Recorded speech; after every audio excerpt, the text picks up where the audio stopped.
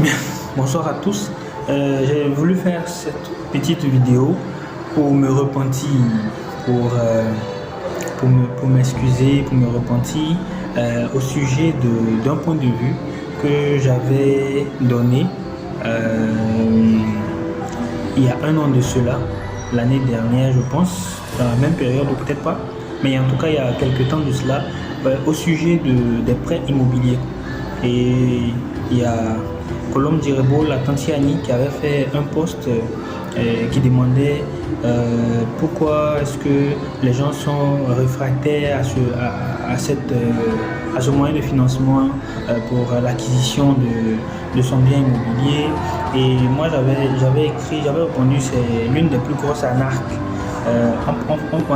en parlant justement du taux d'intérêt des banques qui pouvait aller jusqu'à 100%, bon, qui va de 100% même peut-être à 150% ou plus. Donc je trouvais ça trop et ça m'avait complètement aveuglé. Ça avait obstrué ma réflexion, ça avait empêché toute réflexion critique à mon niveau, et je n'ai pas essayé de pousser le bouchon un peu loin. Et même quand elle a donné les explications, j'ai vu la pertinence de la chose, mais je m'étais déjà entêté. Je m'étais déjà entêté et ça... Bon, aujourd'hui je reviens un peu sur cela, et je comprends en fait que c'est elle qui a raison, et c'est l'une des meilleures manières pour financer l'acquisition de son bien immobilier. Voilà, je suis tombé sur un post aujourd'hui, j'ai oublié le nom de la personne qui a fait le post, j'ai reposté, c'est sur mon profil. Donc le post disait donc quelques arguments pour ceux qui veulent, pour convaincre encore les personnes qui sont réticentes à user du prêt immobilier pour financer l'acquisition de leur maison. Et la personne a donné des arguments tellement pertinents. Et en fait, à la limite, ça s'impose à l'esprit. Donc, parmi ces arguments-là, j'ai répertorié, j'ai recensé quelques-uns et que je vais énumérer, je vais partager avec vous. Et puis, on va voir ensemble. Dans la vie, on finit jamais d'apprendre. Il faut être ouvert. Il faut être ouvert. Il faut être ouvert à la vérité. Il faut être ouvert à l'opinion des autres, à la confrontation. Il faut être suffisamment humble pour revenir dire qu'on s'est trompé, et puis voilà, accepter, aller de l'avant. Nul n'a la science infuse, et on continue d'apprendre, la science évolue, la connaissance augmente. La seule chose qui ne change pas, c'est la vérité. La vérité, elle est immuable. Maintenant, nous, notre perception de cette vérité-là, elle peut changer. Voilà, donc pour revenir aux arguments en question, j'ai noté comme ça dans la publication de la personne que le prêt immobilier vous permet de disposer déjà de l'argent tout de suite, là, maintenant, en liquidité. Tout le monde le sait, oui. Maintenant, qu'en est-il du taux d'intérêt qui est vraiment lourd? Mais on récupère ça de plusieurs manières. Déjà, supposons que vous gardez votre argent, qu'on garde notre argent à la banque, ça perd de la valeur au fil des années à cause de l'inflation. L'inflation qui est la baisse de la valeur de l'argent. D'après mon ami et frère Rehoboth Kobina Opieno Ebenezer.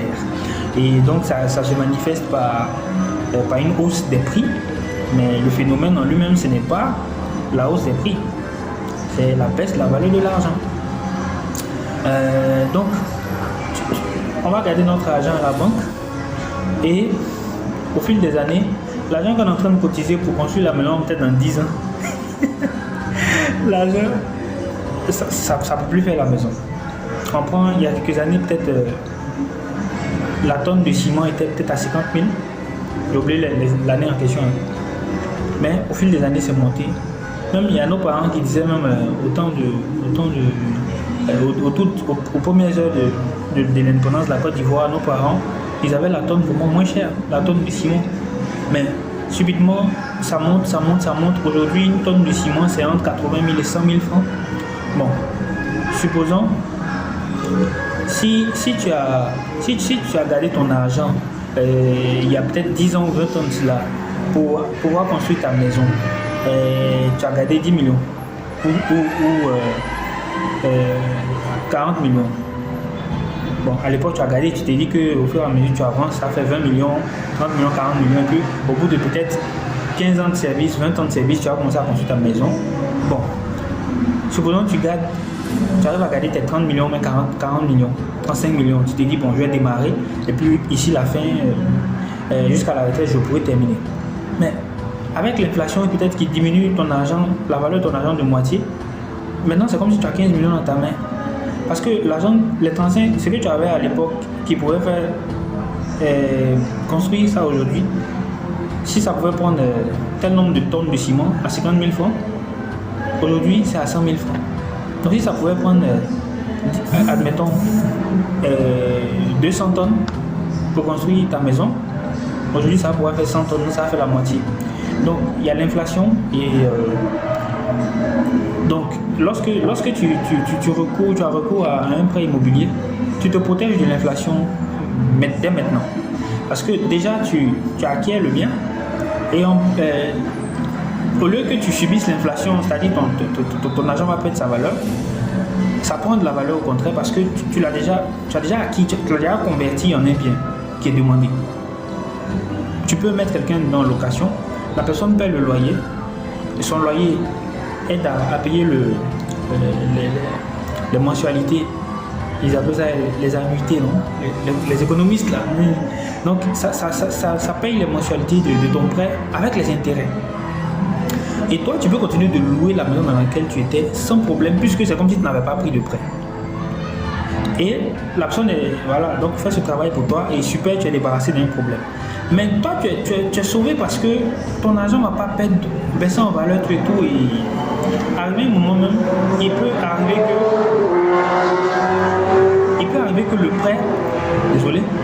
que le prêt soit remboursé en 10-15 ans, puisque généralement c'est des prêts dessus 10 ans, 15 ans, 20 ans qu'on prend.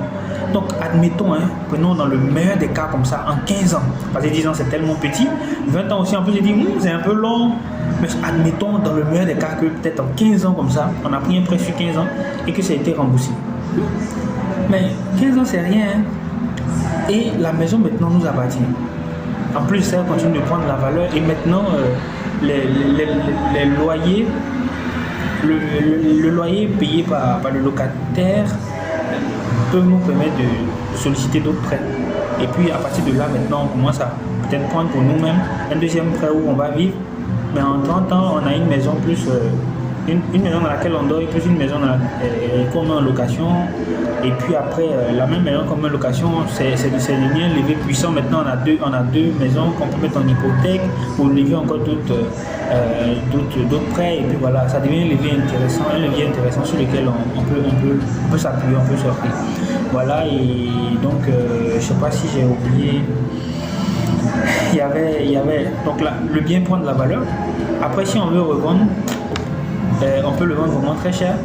Il y a notre bureau à la 2, j'ai échangé avec notre propriétaire, notre locateur, qui nous disait comme ça qu'à l'époque, le président Oufoué avait offert la possibilité aux gens d'avoir des terrains à vraiment à très petit prix, 500 francs le mètre carré. C'était réservé en priorité aux Ivoiriens, un peu comme ce que l'État de Côte d'Ivoire a fait avec l'action d'Orange en bourse. Donc, les gens pouvaient prendre 500 mètres carrés, 1000 mètres carrés à des sommes très intéressantes. Et même aussi, il y avait des appartements de la Sogefia, de la Sikoji qui étaient mis en vente. Les gens pouvaient venir payer en priorité. Et donc, c'était des appartements de 5 millions, 10 millions, 13 millions.